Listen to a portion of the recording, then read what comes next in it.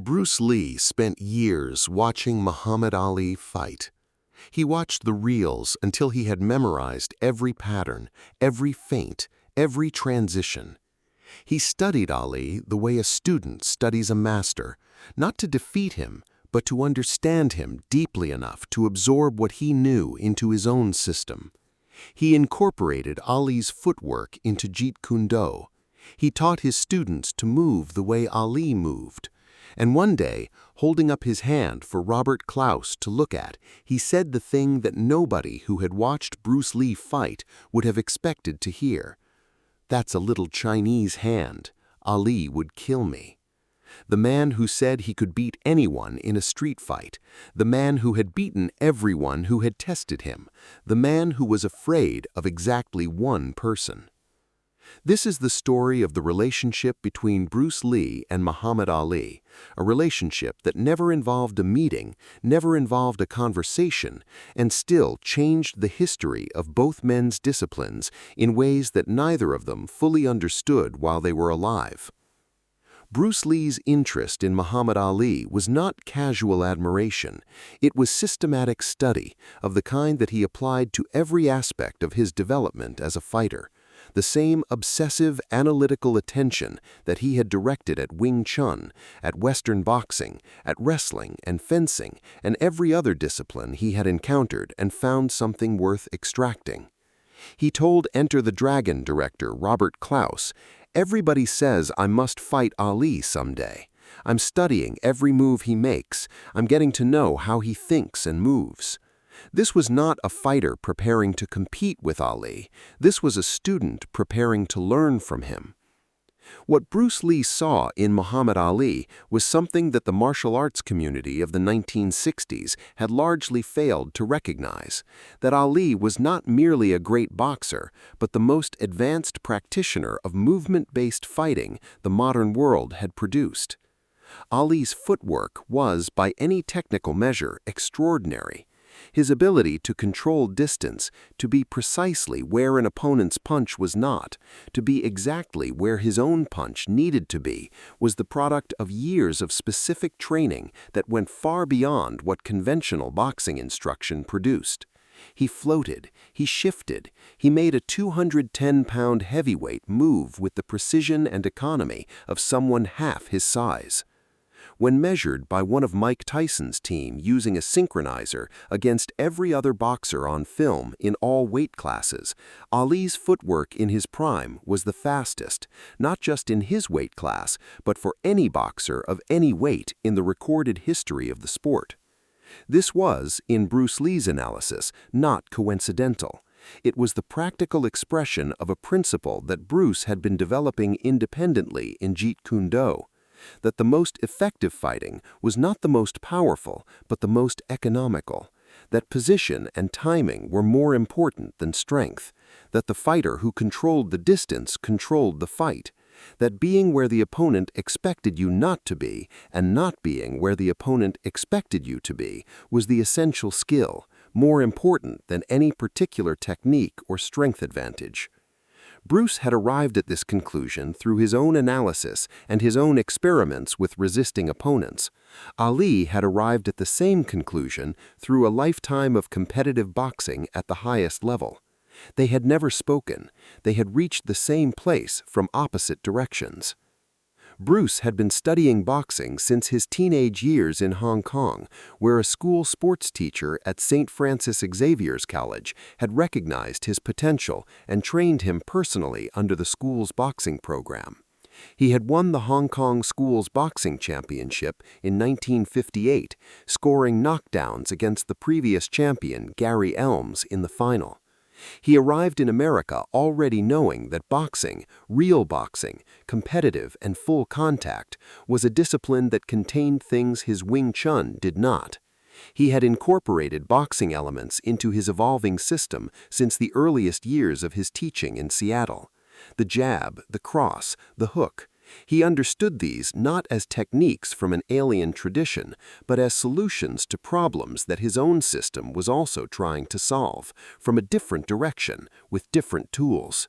But boxing, as he had encountered it, was the static, positional boxing of the 1950s, effective but not yet informed by the specific revolution in movement that Ali was in the process of producing. When Ali arrived in the early 1960s and began redefining what a heavyweight could do with his feet, Bruce Lee, who was simultaneously developing a system specifically predicated on the primacy of footwork and economy of motion, recognized in Ali a practitioner who had solved problems that Bruce himself was working on, and solved them at the highest possible level of competitive testing against the best opponents in the world. This was not a gap in Bruce's knowledge, it was a confirmation of his direction, delivered by the most compelling possible source. He began incorporating what he observed. He taught his students to use Ali-inspired footwork, the constant weight shifting, the positioning of the lead foot, the ability to be moving at the moment of impact rather than static. The fight sequence in Way of the Dragon, which Bruce wrote, directed, and starred in, was filmed in 1972 at the actual Colosseum in Rome. The fight with Chuck Norris, one of the most technically detailed fight sequences Bruce ever committed to film, shows clearly the footwork patterns that Ali had developed and Bruce had studied and adapted. Black Belt magazine reviewed training footage of Bruce using these techniques and concluded that the action is as fast and furious as anything in Lee's films. The connection between the two men was indirect but real, and it ran in both directions. At the Long Beach International Karate Championships in 1964, the same event where Bruce demonstrated the one-inch punch on Bob Baker, he had first met Jun Rhee, the Korean-American martial artist who would become known as the father of American Taekwondo. The two men exchanged knowledge.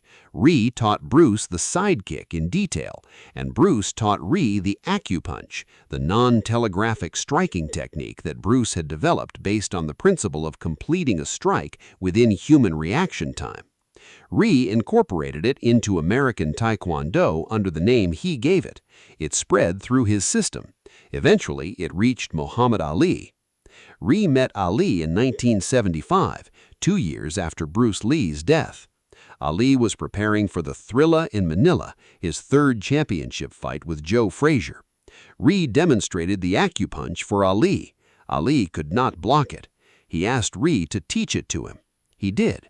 Ali used the acupunch in his fight against British boxing champion Richard Dunn in 1976, knocking Dunn out with it in the 5th round. Ali described it afterward on national television. It acts at the exact moment you decide to hit. There is no lag time at all. It is instantaneous. It moves at tremendous speed with no warning and accelerates like a bullet in flight. You can hardly see it. He credited Jun Rhee. Rhee knew where it had come from. The punch that Ali used to produce the last knockout of his career had been developed by the man who had said 3 years earlier that Ali would kill him. Bruce Lee's assessment of Ali was not simply a statement of physical intimidation. It was a precise technical analysis of a specific problem. He told Klaus, "Look at my hand. That's a little Chinese hand." What he was identifying was the fundamental asymmetry between a 148-pound martial artist operating without rules and a 210-pound heavyweight boxing champion operating with them. Ali, in a boxing ring, under boxing rules, against a man Bruce's size, presented a problem that Bruce's system had no solution to. The distance was wrong. The size differential was too large. A single clean punch from Ali would end the encounter. And Ali's ability to throw clean punches, his speed, his timing, his control of distance, was precisely what Bruce had spent years studying and admiring. But the conversation was more complex than a simple admission of defeat. In a separate interview, when the question was pushed further, Bruce acknowledged that a street fight, no rules, no ring, no constraints on what could be done, presented a different calculation. He said he could beat anyone in a street fight. This was not a contradiction of what he had said about Ali in a boxing context. It was a precise distinction between two different kinds of confrontation that required two different analyses. A boxing match, with its rules and its format and its weight classes and its gloves, was Ali's domain entirely. The street, The unstructured, rule-free, anything-goes confrontation that Bruce's entire system had been designed for was something else. The meeting between them almost happened. In the summer of 1973, June Rhee was working to arrange it. Ali was training for a rematch with Ken Norton. Rhee spoke to Bruce about connecting them. He knew both men well enough to be certain they would value each other, that the mutual respect would survive the introduction and produce something significant. Bruce was enthusiastic. He asked Rhee to set it up with Ali. Rhee went to work. On July 20, 1973, Bruce Lee died. The meeting that June Rhee had been arranging never took place. Ali, who had not been following Bruce Lee's career closely and had not known him personally, learned of his death in the way most people learned of it, through the news.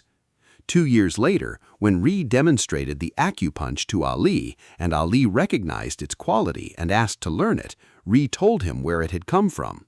Ali received the knowledge of a man he had never met through the hands of a man who had known them both. What Bruce Lee would have made of Ali had they actually met is not recorded anywhere, because they never met. What Ali made of Bruce Lee is similarly incomplete. Ali's comments on Bruce Lee were minimal and ambiguous, and he made most of them after Bruce's death when the question became hypothetical rather than current. The relationship between the two men exists almost entirely in one direction: Bruce's sustained, systematic, respectful study of someone he understood as a superior in a specific domain, combined with a clear-eyed acknowledgement of what that superiority meant. This was not common for Bruce Lee. The characteristic that defined him in virtually every other context was the absolute certainty that his system, applied correctly, could deal with any opponent in any situation. He had demonstrated this repeatedly against karate experts, boxing champions, black belts of multiple ranks, trained fighters of every background who had challenged him in controlled and uncontrolled settings. He had never admitted publicly to being afraid of any of them. He had looked at them all and found solutions. He had beaten them, or prepared himself to beat them, or analyzed them closely enough to explain exactly how he would beat them if the occasion arose. This honesty about Ali is also what made Quentin Tarantino's 2019 film Once Upon a Time in Hollywood so controversial among the people who had known Bruce Lee personally. In the film, a character playing Bruce Lee boasts that he could defeat Muhammad Ali in a fight. The response from the martial arts world was immediate and sustained. Dan Inosanto, who had trained with Bruce and had heard him speak about Ali directly, said it was entirely false to his character. Sterling Siliphant, who had trained with Bruce and was one of the sources for the real quote, had already provided his account before his death. Shannon Lee, Bruce's daughter, said the portrayal humiliated her father's memory. The quote that all of them confirmed, the quote that Bruce Lee actually said to Robert Klaus and to others, verified independently across multiple sources, was the one about the little Chinese hand. He'd kill me. Tarantino's version was a fiction. Bruce Lee's actual position was the opposite of what the film showed. He studied Ali anyway. He incorporated what he found. He built it into his system and taught it to his students and expressed it in his films. The honesty was not capitulation. It was the same precision he applied to everything else, the refusal to misrepresent a problem in the interest of appearing invulnerable. He was not invulnerable. He knew exactly where his limits were. Ali was one of them, and he said so. He studied Ali anyway. He incorporated what he found. He built it into his system and taught it to his students and expressed it in his films. And 3 years after he died, the punch he had developed reached Muhammad Ali through June Rhee's hands, and Ali used it to knock out Richard Dunn and described it on television as instantaneous, invisible, and impossible to block. 2 men who never met. One acknowledged that the other would kill him. The other used the first one's punch to end his own career with a knockout. The transfer was indirect. The meeting never happened, and the line between them is as clear as anything in either man's history. What this story tells us, ultimately, is something about the nature of respect between people who understand their discipline at the deepest level. Bruce Lee had beaten every challenger he had encountered. He had never lost publicly. He had never been forced to acknowledge a limit. And yet, he looked at Muhammad Ali, a man he had never spoken to, never trained against, never encountered in any direct way, and said the most honest thing he knew how to say. He was honest because he was precise. He was honest because his entire philosophy was built on the refusal to pretend that a system worked better than it did. Jeet Kune Do was, at its core, a rejection of the martial arts tradition of overestimating one's own method. You used what worked, you discarded what didn't, you acknowledged what you could not solve. Muhammad Ali was what he could not solve. He said so. He studied Ali anyway. He incorporated what he found. He built it into his system and taught it to his students and expressed it in his films. And 3 years after he died, the punch he had developed reached Muhammad Ali through June Rhee's hands, and Ali used it to knock out Richard Dunn and described it on television as instantaneous, invisible, and impossible to block. The man who feared Ali, the punch that reached Ali, the meeting that never happened. These are the facts. They are enough. If this story moved you, subscribe and leave a comment. Did you know Muhammad Ali's last knockout was delivered with a punch developed by Bruce Lee? Share this video and tell us in the comments, who do you think would have won in a boxing ring and in a street fight? Because Bruce Lee had different answers to those 2 questions.